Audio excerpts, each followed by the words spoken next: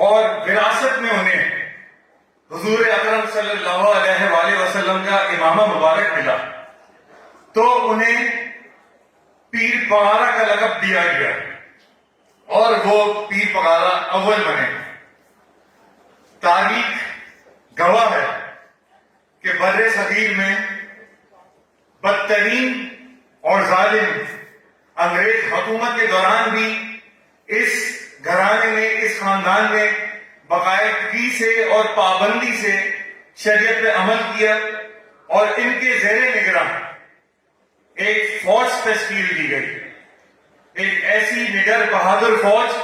جس نے 150 سال تک یہاں پہ انگریز حکمرانوں سے جنگ لڑی۔ پھر اس سلسلے کے چھٹے پیر پگاڑا ششم المعروف سوریہ بادشاہ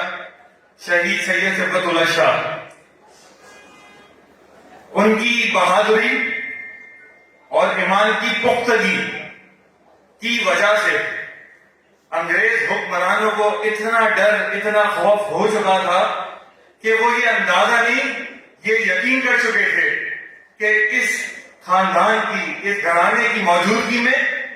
اگر اسلامی ریاست کا قیام ہوا تو پوری دنیا پہ راج کرنے کا ان کا خواب کبھی پورا نہیں ہو سکے گا۔ بالآخر 1941 میں انگریز گورنمنٹ نے سندھ میں مارشل لا لگایا، حر ایکٹ نافذ کیا، ایک اسپیشل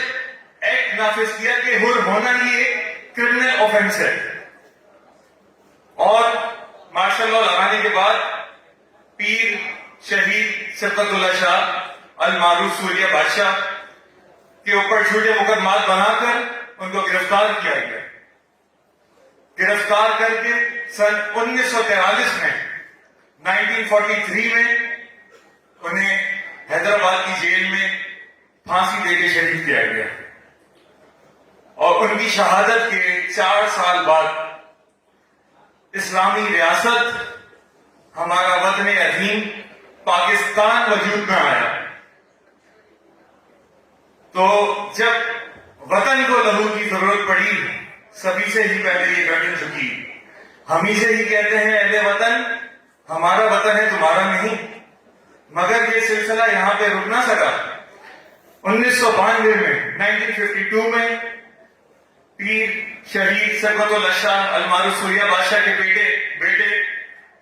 پیر شاہ مردان شاہ نے یہ گدی سنبھالی اور ہمارے ساتھ ہوئے پیر پگاڑا بنے۔ تو چاہے 1965 کی جنگ ہو یا چاہے 1971 کی جنگ ہو، انہوں نے ہمیشہ افواج پاکستان کے شانہ بشانہ حر مجاہد فورس کے اول دستے میں رہ کر پاکستانی افواج کی قیادت کی، سندھ کی سرحدوں کی حفاظت کی اور دشمنوں کو یہاں سے مار بھگایا۔ صرف اتنا ہی نہیں، ہمیشہ اس ملک کو اندرونی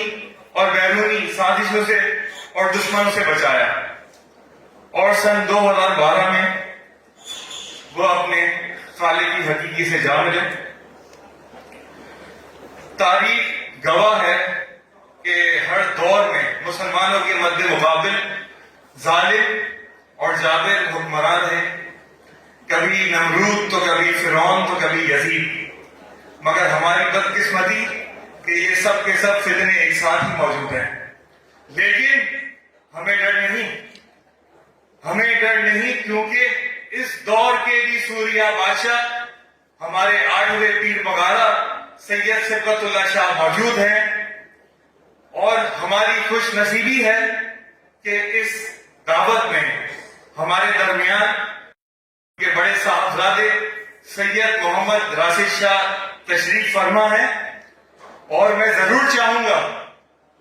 کہ اس دعوت کے توسط سے وہ اپنی قیمتی رائے کا اظہار کریں۔ سید محمد راشد شاہ صاحب سے گزارش ہے